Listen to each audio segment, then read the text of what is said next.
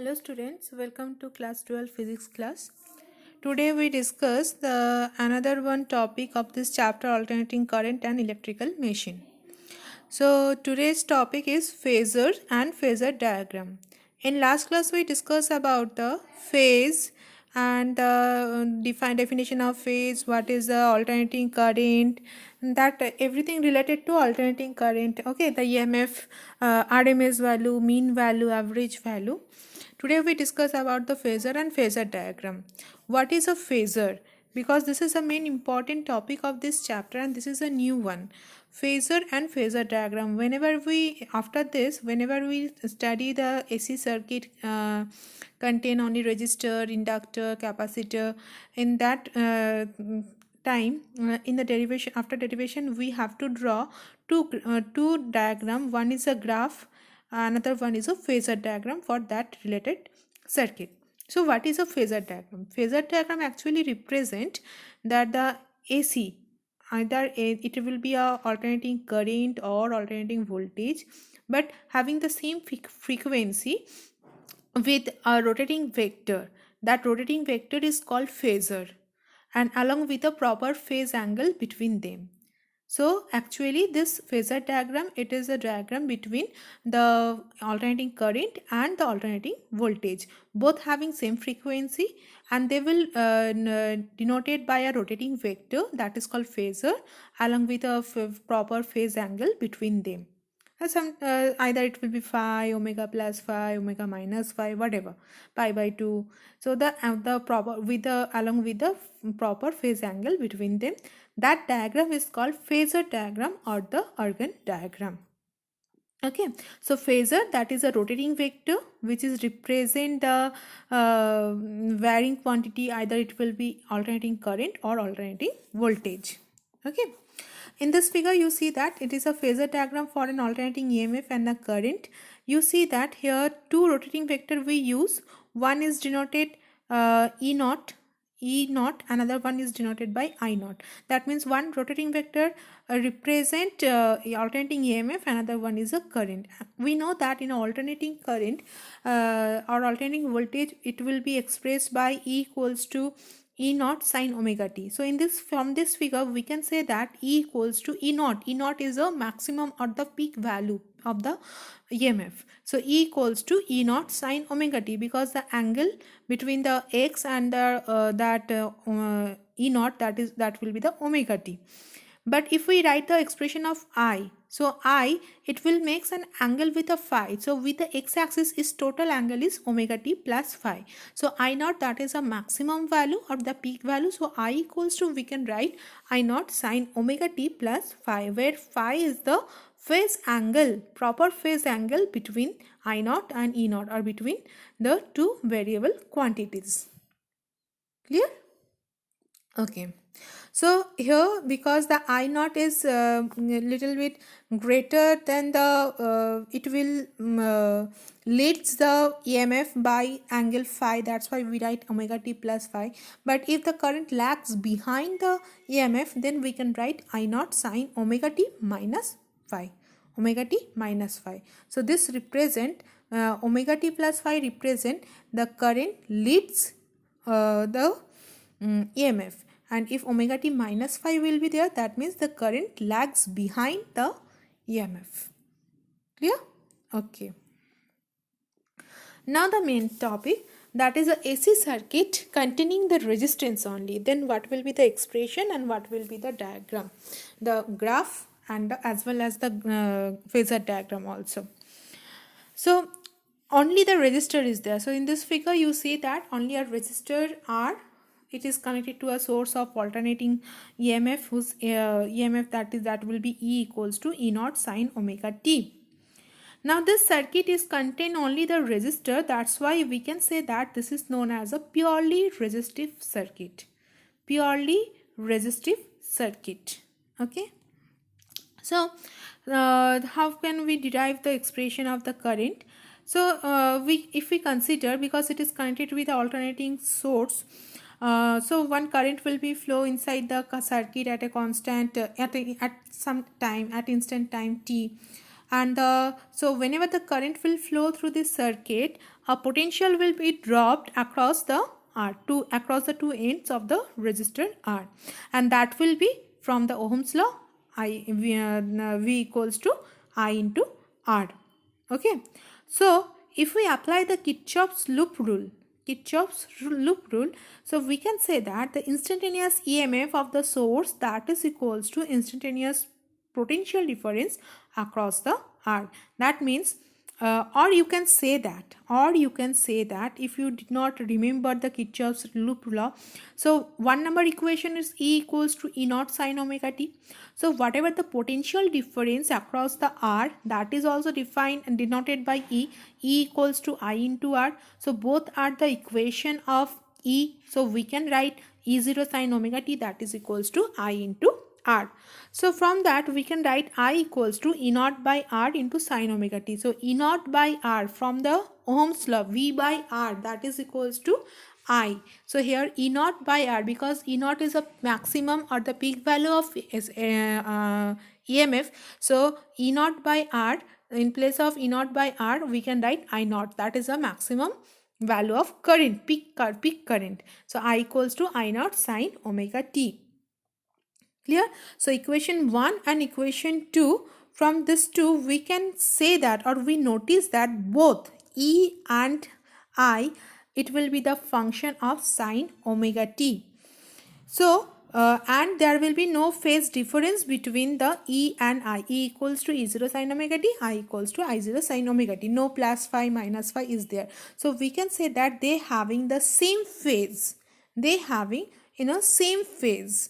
So purely resistive circuit, the EMF and the current are in a same phase. So that means the both the E and I attain their zero, minimum and maximum value at the same respective times. At the same time, whatever the value of EMF, same value for current also. Okay, so if it will be 0 for one case, for if EMF is 0, current also be 0. If EMF is minimum, I also be minimum, because both are in a same phase and both are in a function of sine omega t. No phase difference between them. So how can we represent them graphically as well as in a phasor diagram? Let's see. This is the two diagram. The second one is a phasor diagram and first one is a graph of E and I versus omega t. So because E and I we plot in y-axis, another one is a omega t, because E and I both are the function of omega t. So because both having the same value, so both starting point also be same. So it will start from 0. Then from pi it will change, reverse its direction. So I also be reversed in a same point, that is pi. The value is pi. Then 3 pi by 2, then the 2 pi, then E also be the 2 pi. So same point they will pass each other. Now if we see the phasor diagram, because both are having the angle, that will be the omega t. So I, if first one is represent I naught, that is a maximum peak current, I naught sine omega t. E naught, same direction, same phase, because E equals to E0 sine omega t. So that means this is the E naught. So this total one, the dotted line, that will gives us the magnitude, that is a E naught sine omega t, and next after that one is a I naught sine omega t. So this is the graph and the phasor diagram for purely resistive circuit. Next, AC circuit containing only the inductor. First one is a resistor, then the inductor. So in this figure you see that an inductor L of inductance L, it is connected by an alternating source, a source of alternating EMF, that is E. So we can write E equals to E0 sine omega t. Always we starting with this equation, E equals to E0 sine omega t. Now because this circuit is contain only L, inductor, so this is called purely inductive AC circuit or purely inductive circuit. First one only resistance, that's why purely resistive circuit. Here it will be purely inductive circuit. And electromagnetic induction, self induction, where we study, there we studied that whenever the current is flows through the circuit where the inductor is present, it a back EMF is generated, and that back EMF, that will be the value of minus L di by dt. It is set up opposite to the applied EMF. Its direction is opposite to the, it is opposes the motion of the original current, original EMF. So the net instantaneous EMF, the original is the that E, and the back EMF is minus L into di by dt. So the net one which is flows through the circuit, that is E minus L into di by dt. Okay, but this EMF must be 0 because there is a no resistance in the circuit. Inductive circuit, there will be the no resistance of the circuit. No resistance, no R is there. So if no R is there, then this net EMF, this EMF, that must be 0. So we can write E minus L into di by dt, that is equals to 0. So E equals to L into di by dt. Now put the value E equals to E0 sin omega t L into di by dt. So di, we want to find out the expression of I. So integration both side, we get I equals to minus E naught by omega L into cos omega t, because no limit is here, that's why we write plus C or plus constant. Okay, so now we have to find out the value of this constant, then we get the original equation of I. So as the applied EMF, it will be the sinusoidal, because the EMF is a function of sine, so the EMF is a sinusoidal. So we can also expect that the current also be the sinusoidal wave. So that means the current function will be the function of sine also, not the cosine. So and another one, we find out that the constant value. So, and we know that in a AC circuit, the average current must be 0 over a full time period, over a full cycle. Last class we discussed these things. In a AC circuit, the average current must be 0 over a full time period. 0 to t we take the content, we get the value at a half cycle, but the full cycle we get average current will be 0. So if it will be 0, so now the average of cos omega t is 0 over a time period, because in this here cos omega t, that also be a 0, this term also be 0. So we can hence integration constant in the above equation also must be 0. So we can write I equals to only minus E naught by omega L into cos omega t. So because E naught by omega L, that is equals to here 1 by omega L, it will behaves as a resistance in this circuit, not the proper resistance. Later we discuss, this is called inductive reactance. It is similar to the resistance but not work properly. Its work is or its function is not actually not same as the resistor. Okay, it is similar to the resistor, that's why omega L it will be a resistor, so that's why, or it is behave as a resistor R. So E naught by omega L, that will be right as a I naught. So minus I naught cos omega t. So minus I naught cos omega t, because the applied EMF it will be the sinusoidal wave. So we also get the current also be a sinusoidal. So we can write in terms of sine minus I naught sine pi by 2 minus omega t, because cos theta equals to sine pi by 2 minus theta. So because sine term minus sine term, it will be to omit or this minus sign, so we can just rearrange this equation. We get I equals to I naught sine omega t minus pi by 2. Omega t minus pi by 2. Okay, so this is the required equation for the current. The AC circuit contain only the inductor. I equals to I naught sine omega t. So this is the required equation. Okay, now same here, if we want to draw the diagram, so this is the required diagram. Here you see that from equation 1, that is E equals to E naught sin omega t, and equation 2, that is I equals to I naught sin omega t minus pi by 2. So from this two equation we can see that there will be the phase angle, there will be the phase difference between the I and EMF E, that is pi by 2, and the phase angle current is pi by 2 less than that of the EMF E. It will be less than. So less than means it will be lags behind the EMF, lags behind the EMF. In this figure you see that the I naught direction is in a negative direction because omega t minus pi by 2. So the phasor diagram I naught, it will be in a negative x coordinate. So that is pi by 2 minus omega t. And the phasor diagram, the E naught, it's represent E equals to E naught sin omega t. So this is the required phasor diagram, and this is the graph for E and I. Clear? So we can say that in the circuit which contain only the inductor, the current is lags behind the EMF E, lags behind the EMF E by the phase angle pi by 2, because in the equation we get omega t minus pi by 2. So this is for the inductor. Next okay,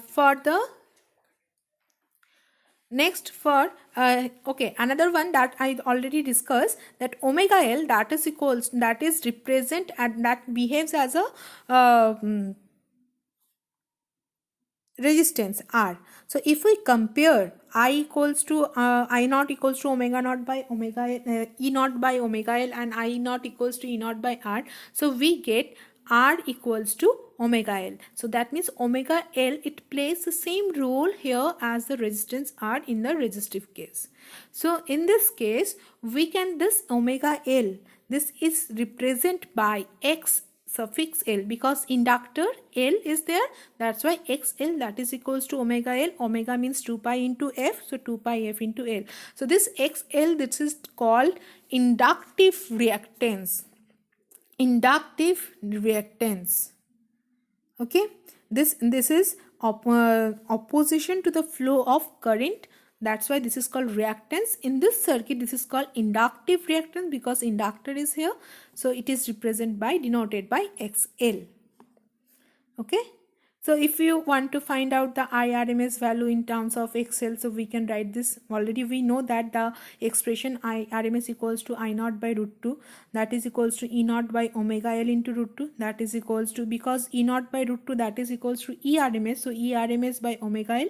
So in place of omega L we can write XL. So IRMS equals to, we get ERMS by XL, and this is the required graph for F versus XL. This is a straight line graph. Clear? And the unit of this inductive reactance, because it plays the same role for the resistance, so its unit also be the same, that is ohm. Now AC circuit containing only the capacitor which is stored the charges, which stored the charge.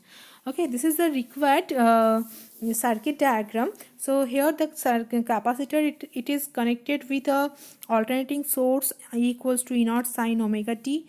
So, and we know that the potential difference across the capacitor, that is equals to the applied EMF. So V equals to, if we consider the potential difference at any instant, what is the function of capacitor? Capacitor, it is in charging and discharging, so it is, because it is connected with the alternating source, so due to this continuous charging and discharging of the capacitor plates, the continuous but alternating current also exists in a circuit. So at any instant, potential difference across the capacitor plates, that is equals to the applied EMF. So if we consider the potential difference across the capacitor plates, that is V equals to E, applied EMF is E, so E equals to E naught sin omega t. So E equals to E naught sin omega t, and we know that V equals to Q equals to C into V, so V equals to Q by C. So both are the equation of V, so we can write Q equals to CV, that is equals to C into E naught V sine omega t, because V equals to V get E naught sine omega t. So if we find out the current at any instant, so I equals to dq by dt. So ddt of C epsilon naught sine omega t. So if we differentiate it, we get omega C omega E naught sine cos omega t. Because this is a sinusoidal wave, EMF is a sinusoidal function. So the current also be a sinusoidal, so we can write in terms of sine, that is I equals to I naught. Here I naught means omega into C, omega C into epsilon naught, omega C into epsilon naught. It is represent the maximum current or the peak current I naught.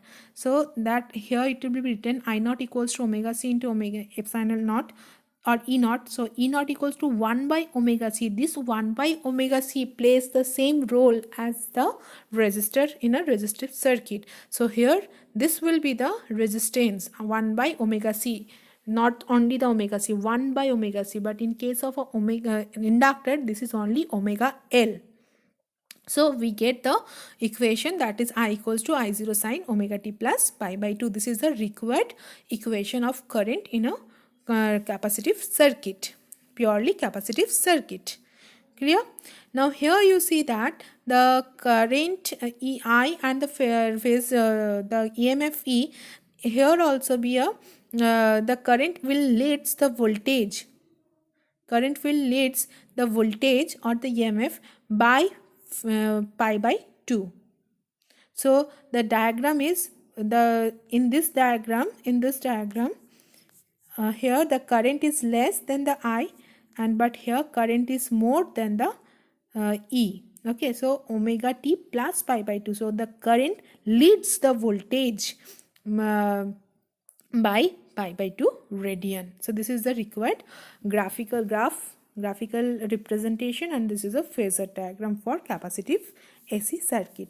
And already we discussed I naught equals to E naught by 1 by omega C. So 1 by omega C, that plays the same role or it that as the resistance. So this is called the capacitive reactance. This is called reactance, but because it is we get in case of a capacitive circuit, that's why this is called capacitive reactance.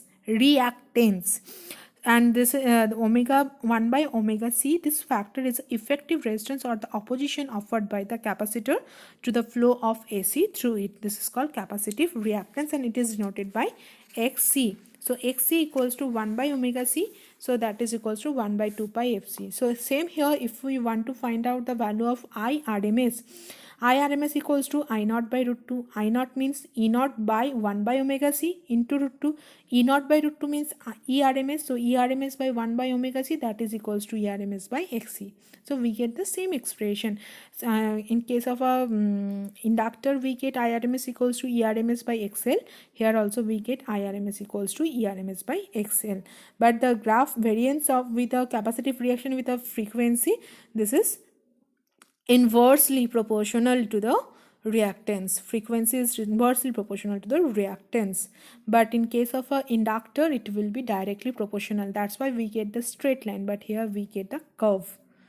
Okay, because it is inversely proportional with the capacitive reaction. Frequency is inversely proportional to the capacitive reactance XC.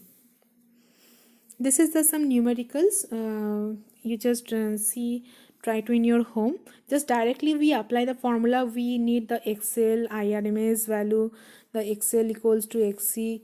Okay, if some numericals, try to in your home. If you have any problem, then I will discuss it in the next video first.